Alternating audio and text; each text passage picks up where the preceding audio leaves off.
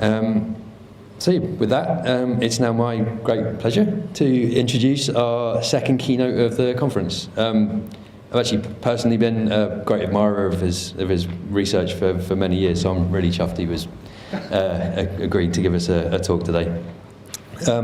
As a professor at the University of Washington, he leads a research group focusing on marine renewable energy systems, including lab experiments to understand the hydrodynamics of tidal turbines and wave converters, as well as field studies of their environmental effects. The group's current environmental research involves measurements of radiated noise around marine energy converters, using drifting hydrophones and developing algorithms to detect and localize and identify noise sources. He's involved in several key relevant research groups, including Washington Coastal Marine Advisory Council, as well as formerly being the director of the Pacific Marine Energy Center. And so with that, please everyone welcome Brian Polagye.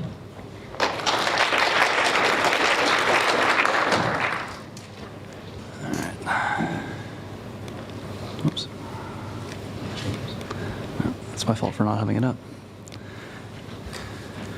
Okay, well, so thanks. I'm Brian Polagye. I'm a professor in the Department of Mechanical Engineering at the University of Washington, and I'm going to be providing you with my assorted reflections on marine energy development, which there may not be exactly a theme to the talk, but hopefully work in some of the conference themes. I'm also the former director of the Pacific Marine Energy Center, which is a partnership between Oregon State University, University of Washington, and University of Alaska Fairbanks, which tries to unify all of the renewable energy work going on across those campuses.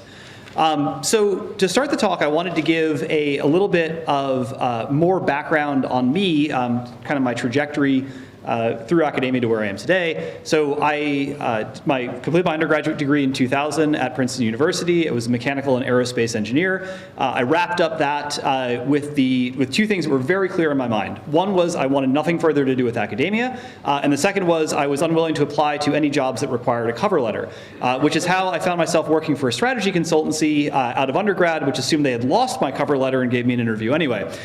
So I went from being a mechanical engineer to working on fixed wireless communication, which turns out to be a pretty terrible technology. It turns out DSL is much better, so I got the experience as a consultant of learning how to start businesses up and then very rapidly shut them down when ideas were quite poor. And after about a year of pretending to be an expert at a lot of things, I thought maybe it would be nice to actually become an expert at something. And so I decided maybe I would actually go back to graduate school and at least give that a try for a master's. So I remembered really enjoying my renewable energy coursework as an undergraduate, so I was looking for places to do graduate work, and I ended up going to the University of Washington in the fall of 2022. Did a bit of work on passive solar, a little bit on biomass energy conversion, a brief flirtation with hydrogen combustion, which fortunately ended before I blew myself up, and then got involved with a study on tidal energy development in North America that was being funded by the Electric Power Research Institute in late 2005. And the reason I got involved with the study was because EPRI had been talking to all sorts of states in the US about doing wave energy development and tidal energy development, and the state of Washington said, we're interested, but we're not willing to pay for the study. And they said, great, we've got a graduate student who will happily do it for half the rate that we otherwise would charge, which is how I got involved in trying to figure out how to deploy commercial and pilot plants. If that map looks like a bathymetric map drawn in Excel, it's because it is, and it is possible to do that. I don't actually recommend that, but coming out of that study, there was a bunch of unanswered questions on tidal energy, in particular, like how much you could really kind of pull out of the environment.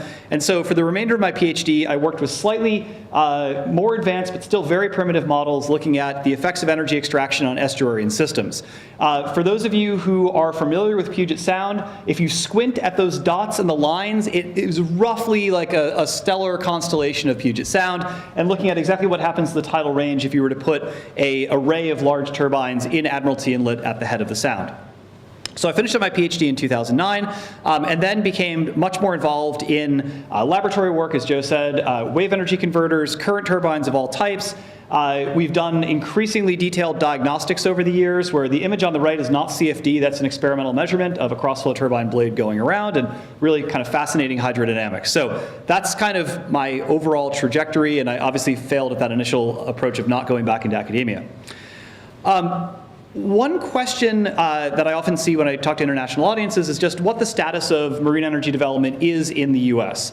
And Since I completed my PhD in 2009, it has mostly been limited to short-term deployments of technology prototypes for wave and tidal or river current turbines.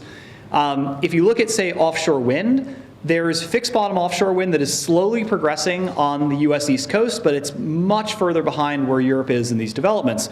And this comes down to a very simple structural problem. So if you want to take a new technology and actually bring it to market and get it onto the grid, you need a combination of two mechanisms. You need push mechanisms, which are things like grant funding to kind of catalyze innovation, get people through the non-recurring aspects of developing technology. And then you need a pull mechanism to actually get that technology onto the grid. And the Contract for Difference does a really nice job of that in the UK, which is how you get a functional technology development pipeline. In the US, we have all manner of push mechanisms, but our sole pull mechanism is the market price of electricity, which is extremely low, which results in a commercialization bottleneck, where companies basically kind of dance around and don't ever really get to market in a lot of cases. Now, I said mostly this is limited to short-term technology deployments. There is some cases, the ones that have been in the water for a couple of years, are places where people have identified markets where electricity prices are so high, it does naturally create a pull. And that's how a number of companies have worked with remote communities as ways to get technology into those communities and up off the ground. Now, once technology becomes cost effective, it becomes basically unstoppable in the US market, which is why if you look at, say, what the forecast for generation potential out to 2050 is under the Biden administration, it's all solar and wind. Under the Trump administration, it was exactly the same. And it bothered the Trump administration because they wanted to do a lot of coal generation, which was really not cost effective. It bothers the Biden administration too because they want to do lots of offshore wind, which is also not cost effective. So basically the consistency is the energy plans always basically go with economics, and policy has some effect but not a dominant effect. One thing I wanted to address is why is an engineer giving a keynote talk at EIMR? I just talked about a mechanical engineer. This is an environmental conference. And so when Joe and Karen approached me and said, do you want to give a keynote at EIMR? I said, I'm sorry, you must have me confused with someone else. But they said, no, we don't have you confused with someone else. And we do want you to give a keynote. And I was not exactly totally ingenuous about my background. I do engineering work, but right out of my graduate degree into my faculty role, I became very involved with a project development that really started engaging me on the environmental side and really trying to understand the systems aspects of tidal energy development. So specifically, I was involved in a tidal energy project that launched around 2006. This is a much nicer map of Puget Sound, which if you, again, think back to that wireframe, you can kind of squint and see it. In northern Admiralty Inlet, which is just adjacent to the Strait of Juan de Fuca, it's a narrow channel that all of the flow in Puget Sound passes through. And so it's kind of an ideal location to try to develop tidal energy. And if we take a kind of a zoomed in view of that, you can see that there's a headland in Admiralty Inlet that further intensifies the flow. And this pilot project involved putting a turbine on the seabed just off that headland. For those of you who've been around for a while, you'll recognize that as an open hydro turbine, which is at the time a DC&S company. It no longer is a company that exists. And this is a project that was driven by a kind of a local, a state level initiative that was driving utilities to bring on new renewable power generation. So Snohomish County PUD was looking to tidal energy on the back end of that EPRI study as a way to potentially diversify their portfolio and bring more renewable energy into their service area. Now, no one in North America had done this at the time, so it was a little bit complicated. And there was a whole cast of characters involved. I was one of them. It was my first opportunity to work with Pacific Northwest National Lab and then a number of other engineering and environmental consultancies in Washington. Now, my role in the project I was substantially involved in all these elements of the project. So resource characterization, using that for turbine design. I got to work with the engineers at Open Hydro. I got to go out in the field and collect data, which was just wonderful to get out behind from a computer and get out on a boat and get my hands wet. Trying to take that data and develop environmental monitoring plans, putting the consenting documentation together, like everything through to like legal support and marine operations planning. It was like doing a whole nother PhD, but in project development. And that was a great experience for me. It's a problem when you have a new assistant professor who's heavily involved in every aspect of your project and probably says that maybe like this project is not quite as developed as it should be. And so what happened is the project kicks off in mid-2006 with a preliminary permit application, which is awarded. And then about 9 years later, the whole project ramps down. It's terminated mutually by Snohomish PUD and the Department of Energy, which was providing the majority of funding for the project. Now, why did it fail? It wasn't just because I was involved in it. There was other factors as well. So one was there was substantial opposition by the tribes in Puget Sound to the project. And specifically, the tribes hold what are called usual and accustomed treaty rights to fish in Puget Sound. Those are enshrined treaty rights upheld by the state Supreme Court, the federal Supreme Court. And it's hard to argue that if you put a turbine in the water in a place that people fish, that you can continue to fish there as effectively. Now, the regulatory body overseeing the project said, well, it's only going to be in the water for 3 years, and so it's not a sustained impediment to fishing, and so the project can go ahead. So that was one of the reasons it failed, though, ultimately, and to my mind, that's one of the major unresolved issues with trying to do tidal energy development in Puget Sound, is how would you do that and not infringe on those usual and accustomed rights? The second issue was there was a telecom company that was involved in pretty heavy litigation for the last couple of years of the project. We estimated they spent something like $2 million trying to fight the project. And as near as I can kind of recall, and this is getting a little hazy, their primary concern was they had a telecom cable 100 meters away from the turbine cross stream. And the thought was that the turbine would walk 100 meters cross stream and then get to the cable and start eating it and kind of follow that all the way back across the Pacific. We didn't think that was a credible outcome. They were really concerned about it and spent a lot of money trying to block the project. Ultimately, their concerns were dismissed as well. So the core reason that the project failed was a matter of cost. So by the time the project was discontinued, and it started to be kind of mutually discontinued in 2014, it was a 3-year pilot project that would have installed 1 turbine on the seabed that would produce an average power output of 15 kilowatts, and the project cost for that 3-year project, $40 million. It was really hard to argue that the information that would be gained from it would be really that valuable. And there's a lot of factors that go into that cost. It was kind of a first-of-a-kind turbine for open hydro, but the utility wanted a warranty. There's something called the Jones Act in the US that if you really want to see me get upset, I will talk about in detail. And then there was a lot of environmental monitoring that needed to be done with the project because there was simply not that much that was understood about the environmental effects of tidal energy in 2010. So the environmental monitoring plans were about $7 million of that $40 million total, so a pretty substantial chunk. So the project ended. Does that mean it was all a disaster and it was a waste of time? Definitely not. There were some really interesting things that came out of it. So one of them is the development of monitoring systems. This is the earliest image that I can find of the adaptable monitoring package. It's circa 2012. It looks really ugly because we didn't really know what we were doing at the time, but it is a set of cameras and sonars and hydrophones that are near a turbine trying to do things like look at collision. And we thought we'd have that ready for deployment in 2014. We actually deployed it on a much smaller turbine for the very first time in October of 2024, which is what Emma talked about yesterday in her talk. So it catalyzed a number of different technology developments. It catalyzed the Department of Energy's interest in trying to develop sensors for environmental monitoring through the Triton Initiative. And it gave me a real perspective on what it would take to go through the environmental process and how difficult it was to go through that. And so one of the aspects of that is I was also pretty involved with engineering standards development at the time, and to me it begged the question of, well, could we actually use a standardized process to reduce the cost of environmental monitoring? And so every project isn't trying to basically figure out how to do environmental monitoring on its own every time. So the question was, well, where to start?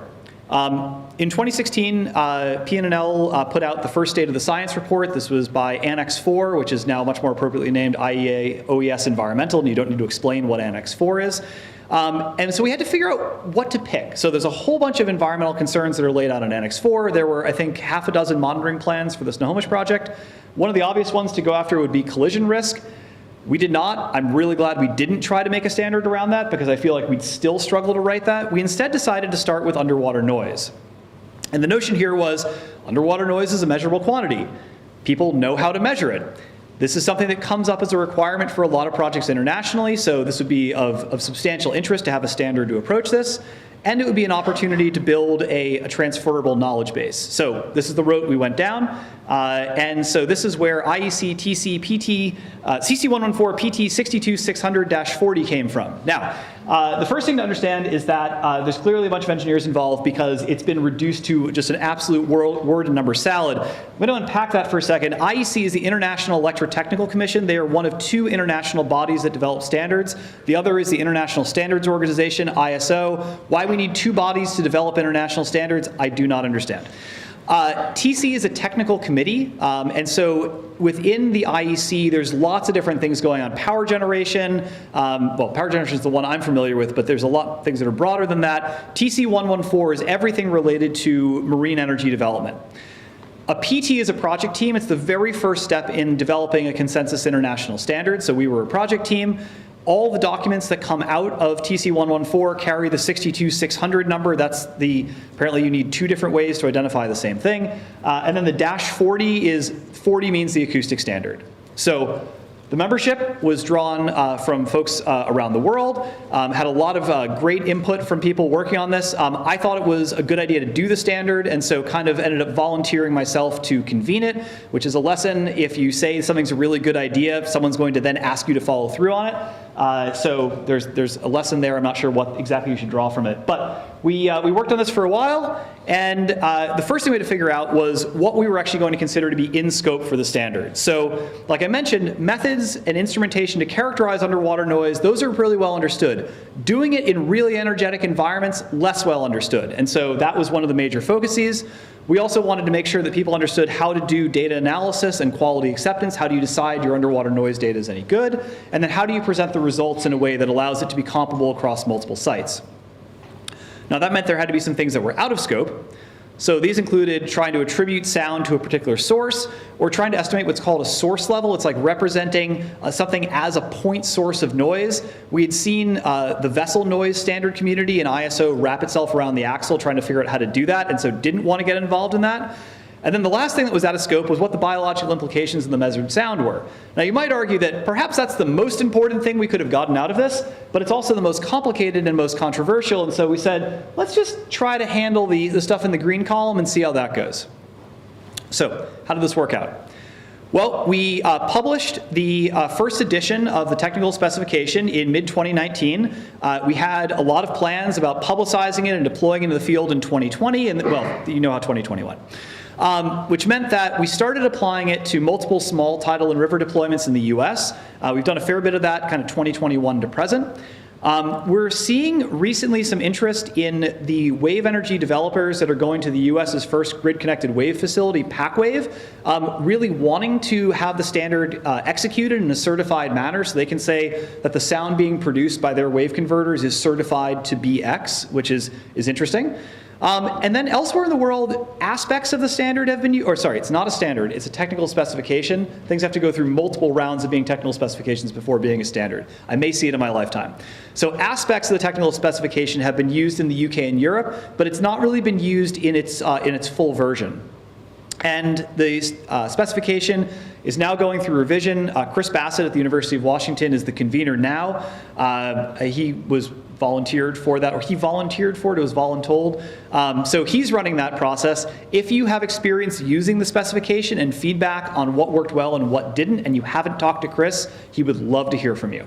And if you want his contact information, I'm happy to give it.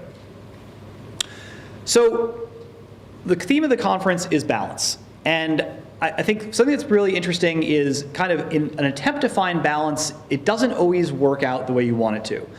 So when we were trying to develop the technical specification, there was a whole spectrum of options on the table of what we could do.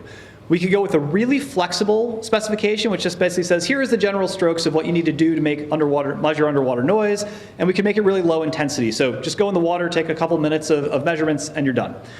The other end of the spectrum is doing something really rigid that, thou shall deploy X instrument at this exact location and require a relatively high intensity of monitoring. So over, say, multiple years from multiple sources.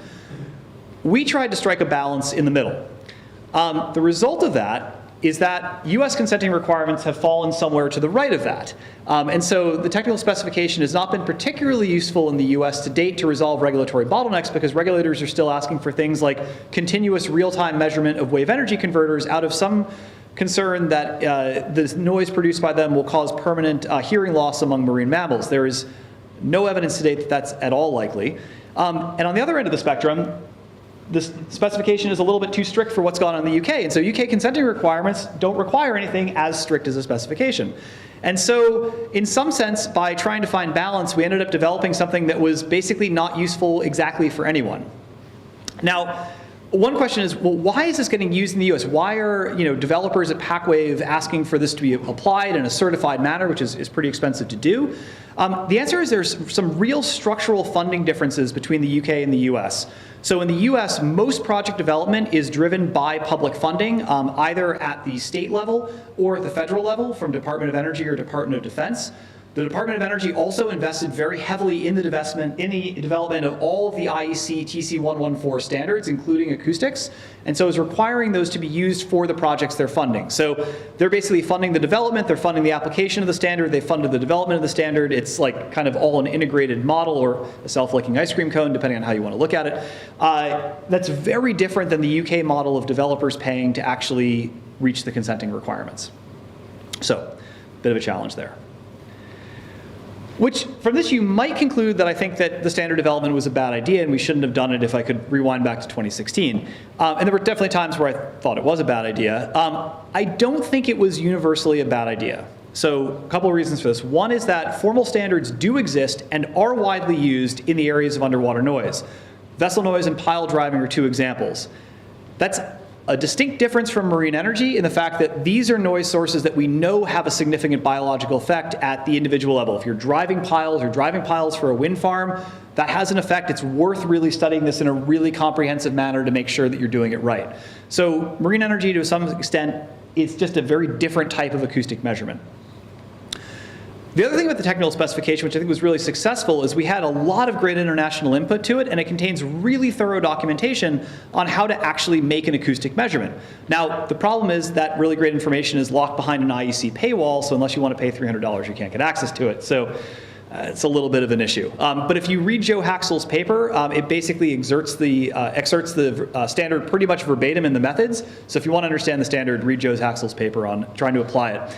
It didn't actually work when we applied it. Turned out that, well, basically boats are really loud, turbines are really quiet, and so if you try to measure an area with a lot of boats and a small turbine, you hear a lot of boats. The other thing was it was a really good learning experience for me in terms of the limits of what you could do to try to standardize processes. And going into this, the thought was, well, this will be really simple. We're going to resolve the regulatory bottlenecks on acoustic measurement. Hasn't really played out that way, which means that some of the issues that we're really continuing to wrestle with as a community, I think those would be even more difficult to try to standardize. So some things are always going to be custom, and I think that has to be okay.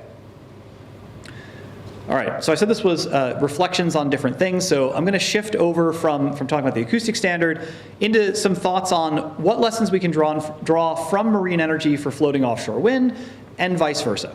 And in doing so, what I want to do is highlight again a couple of cases where balance kind of comes into play, and the dominant narrative in the US is not one of balance. So the first thing I want to show is this image.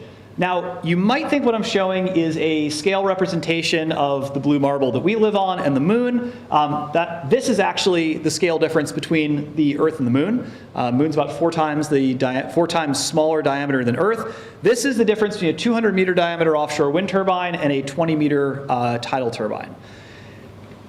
It's a pretty pronounced difference. And something that I think is very different between these two technologies is in the tidal space, we've had the luxury of being able to throw instrumentation at rotors and basically view the entire rotor. So collision problems, we can throw cameras and sonars at rotors, we can see virtually everything that goes through.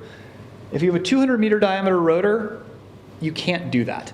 And in fact, the very first project, when that early rendering of the AMP was going on, I had a wind project going on looking at collision, and we were trying to track a marbled merlet, which is about the size of this water bottle, through a 200-meter diameter rotor. Turns out there are just not enough pixels on any camera to do that. And so after doing that wind project, I concluded that working underwater was going to be a lot easier, and I stand by that supposition from a standpoint of environmental monitoring. So I think there are things that we can transfer between the two technologies, but that scale disparity is really difficult to really overcome. And so fundamentally different approaches have to be used for wind. Maybe we should be using some of those same approaches for tidal. So I think probably most of you are familiar with this map. If you're not, 4C Offshore maintains a really wonderful map of all of the wind area developments around the world. I use it in my teaching because if you keep zooming in, you can eventually see the individual turbines and like how array layouts have changed over time as offshore wind has come onto the grid in Europe. But there's a lot of development going on here. And on Monday, we had a workshop that looked at collision monitoring and specifically looking at the question of, well, what should we do about displacement monitoring of animals for Maygen Phase 2? To show Maygen Phase 2 to scale, it is on the map to scale. It is a dot on the map. And so when we're thinking about just the absolute scale of the scale of development we're seeing here for offshore wind, that's what's really required to address the climate crisis. And if tidal and wave energy were as cheap as floating offshore wind, this map would look the same way for those technologies as well. So some of the work that we were seeing yesterday on trying to not so much track individual animals or look at direct questions of displacement, trying to infer it from other measurements, that's again maybe something we should be thinking about as we think about what's going on in measurements for Maygen Phase 2 and projects elsewhere in the world. Will I ever get a US regulator to agree to that? Absolutely not, but that's my opinion of where we might want to consider going. Now, I mentioned that in the US, we are further behind and we are less balanced. So I want to give an example of where offshore wind development is back in the Pacific Northwest. So this is looking at the state of Oregon. In the Pacific Northwest, the continental shelf drops off fast enough, and along all the west coast, it drops off fast enough that fixed bottom offshore wind really isn't possible. It has to be floating. And so the way that offshore wind has been developed on the West Coast, the Bureau of Ocean Energy Management, that's the federal agency instructed to conduct offshore wind leasing, announced call areas in Oregon in April of 2022. There were 3 of those call areas announced. The state requested a pause in June of 2023 because they had concerns about how offshore wind was being developed. That went really well because BOEM released the draft areas in August of 2023.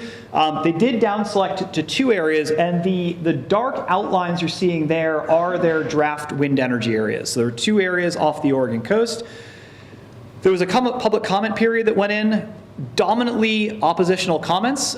Most of them were from fishing and crabbing interests where offshore wind would directly conflict. There's a strong constituency against offshore wind in the US. There's not a strong constituency for it. And then BOEM announced the actual wind energy areas in February of 2022. Those are the areas that are dark in those patches. You can see they actually scaled back quite a bit. They eliminated one of the call areas entirely. The northern one that's been kind of gutted there, that's for Department of Defense training purposes. Department of Defense said we need all that sea space to do, I think, mostly aerial training. There's room for about 2.4 gigawatts of offshore wind in those patches, which, in comparison to what's gone on the North Sea is pretty small, and that's been pretty contentious. BOEM is probably eventually going to issue leases for these areas. Time TBD. So, public comment, dominant opposition. Why is the public so opposed to offshore wind in Washington and Oregon, and a little bit in California? Well, so there's this really interesting disconnect where the US government and BOEM specifically, and developers say there will be no fishing allowed inside of floating offshore wind farms. And as you might imagine, tribal and commercial fishing interests say, well, in that case, we oppose floating offshore wind development. We like to fish here. And then there's this kind of perplexion and confusion by BOEM and developers being like, wait, I don't understand, why are coastal communities opposed to offshore wind development? You're saying, well, you're going to take away their livelihoods and their culture, and you're expecting them to be supportive because there's a process? That doesn't make sense. So this is a place where I feel like there is no balance right now because the statements from one side are basically directly antagonistic, which begs the question of whether this conflict between offshore wind and fishing is just absolutely inevitable. And I think the answer is no. I think about the best case would be what we do with terrestrial wind, right? If we were to say that if we put up a terrestrial wind farm, there's going to be no farming because someone's going to run their tractor into the wind turbine. But we've never thought that was a reasonable restriction. And so in a terrestrial space, we have good balance. Now, offshore, it's a lot more complicated. But I want to point out a couple trends. So this is looking at trends in rotor diameter starting with the Horns Rev farm in 2001, all the way through projections of the farms that are going to be constructed out to 2028. And we see this increasing and in some sense exponential increase in rotor diameter over time. This is pulled from the 2023 Department of Energy offshore wind market report. They have a great set of databases that look historically at offshore wind globally, because there's not a lot to report on in the US yet. So it's a great kind of reference database that I go to in my teaching.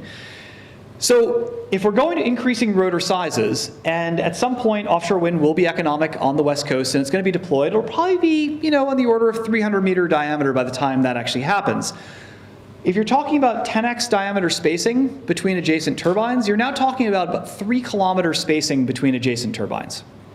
And I would argue that if we were to use tension leg platforms that don't have much of a mooring spread, and we started developing technologies that provide greater awareness for where trawl gear is in the water, if you have a 3-kilometer wide corridor and a pretty sparsely populated wind farm, the thought that there's no possible way to fish within that footprint, I think people are better at fishing than that.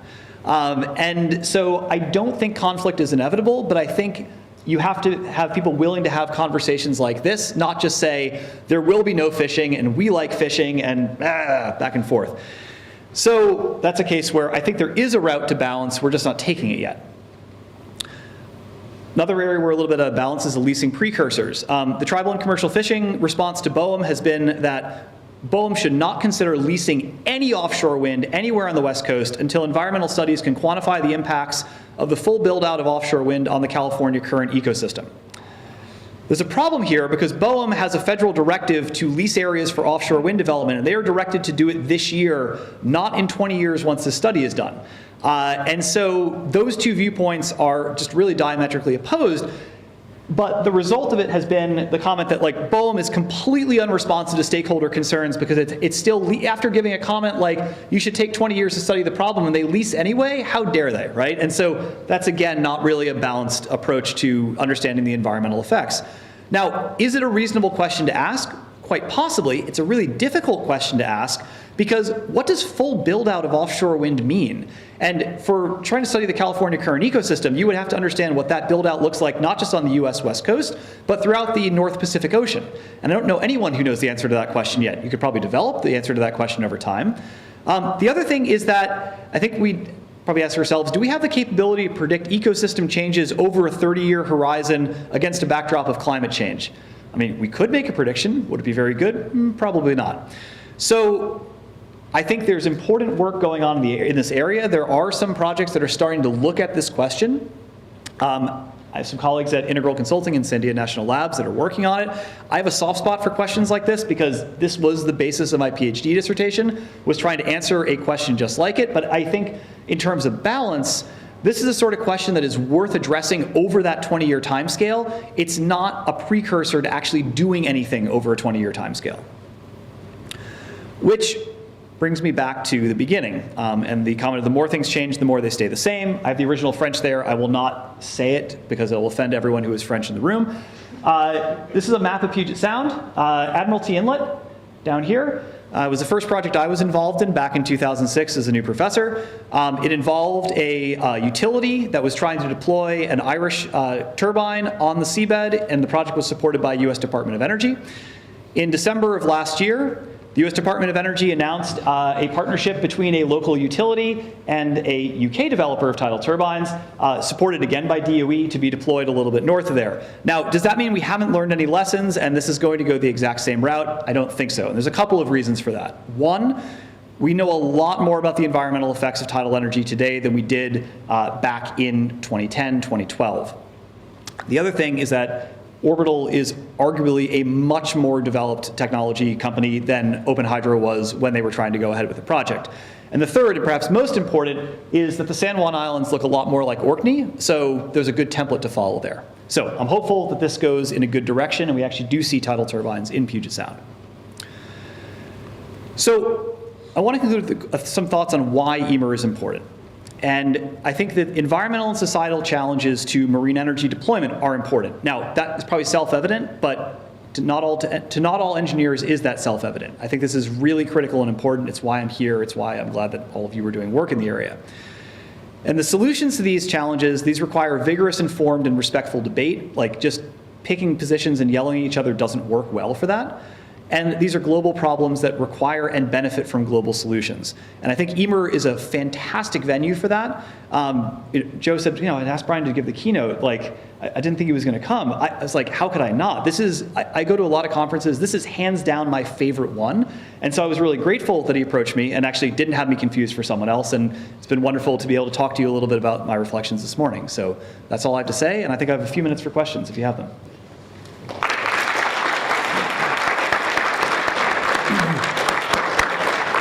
Thanks, Brian. That was a really wonderful talk, and really insightful. Revealed a lot from my point of view that I wasn't aware of on the American side of the regulatory framework. So yeah, very interesting. As Brian said, we do have time for a couple of questions. We do have some hands up there. There's one at the back there from Liz.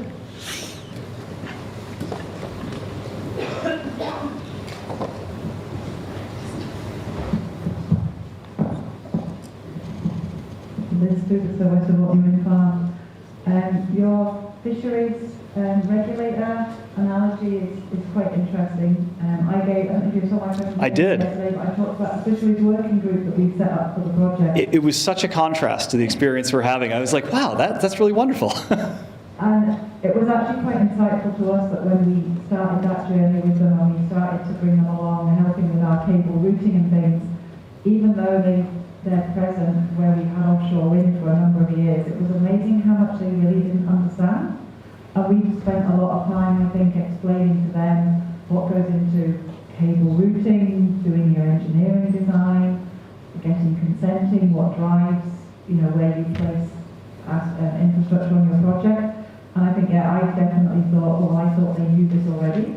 And it has been the way the dialogue has gone. And it's all about being an open dialogue and things. So I really hope you can get to the same place in the US by just changing the way you maybe speak to them. I would hope so as well, yes. There is hope for you. Good, thank you.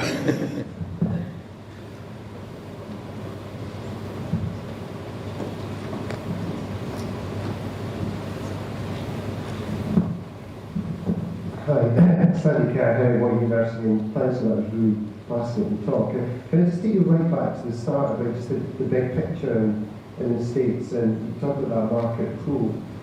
Is there any prospect of that changing, or are we just waiting for coal to ramp down, something to happen? Yeah, I mean, are we basically trying to just push a rope long enough that eventually makes progress? I don't know, is the short answer. So the challenge in the States is that there has never really been a national energy policy. And so there are various mechanisms to incent renewables. There's the investment tax credit and there's the production tax credit. But there has never been any appetite to ring fence those for particular technologies. And so they incent whatever is cheapest, and that's wind and solar. At the state level, there are renewable portfolio incentives that attempt to really drive, like requiring utilities to put on so much renewable energy into the grid. That again does not mandate a specific technology. There is nothing like contract for difference that acknowledges that technologies are at different stages of development. I don't think there would ever be political appetite in the US to develop something like contract for difference, and so I think we're looking at trying to achieve a similar approach through the mechanisms that we have available, which is really hard, which I think is why it's taken as long as it has. So there's hope. I mean, when I started working in renewable energy, the dominant view was, well, wind is never going to be cost effective. And now, and then solar is definitely not going to be cost effective. And over that 20-year period, the energy forecasts in the US have switched from all natural gas to all wind to almost all solar. And it's been really interesting to see how the economics have changed over time.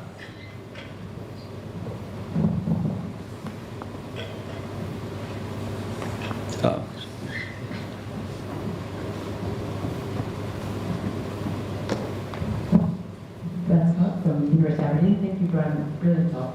I'm really curious about then, for a lot of society, dealing with the counterfactual of climate change, bringing that in. That's what we've done here in the UK quite a bit. We find kind of across the board, including the fishermen, the fact that climate change is really ramping up and everybody sees it now.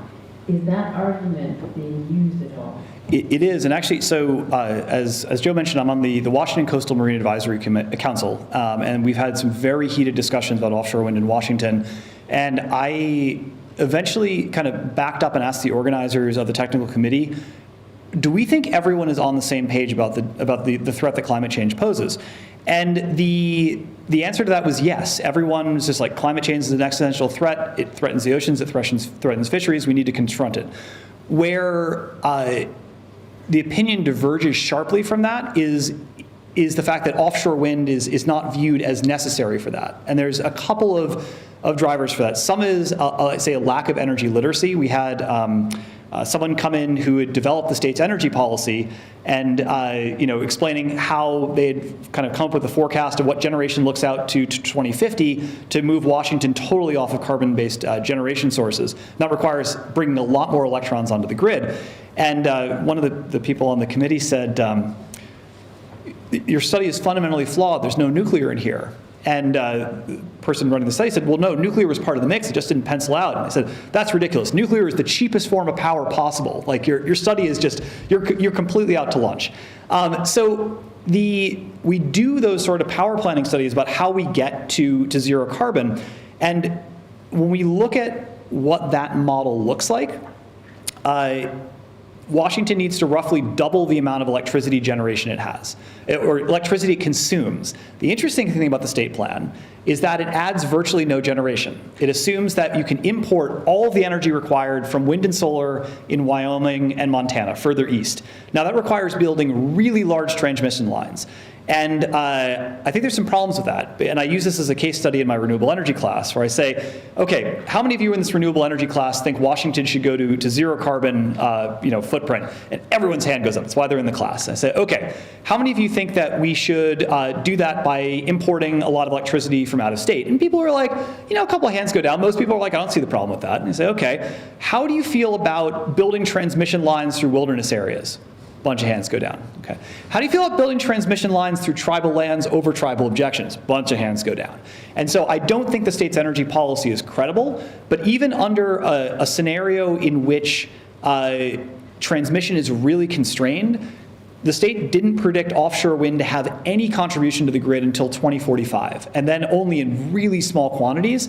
And part of that is just we have incredibly cheap power in the state of Washington. We have a legacy of hydroelectric generation. It's almost 70% of the state's power, and it makes it really difficult for new sources of generation to compete. So floating offshore wind faces an uphill battle there. Does that answer your question, Beth? Slightly. Just, yeah, the whole aspect of getting people on board because climate change is such a threat.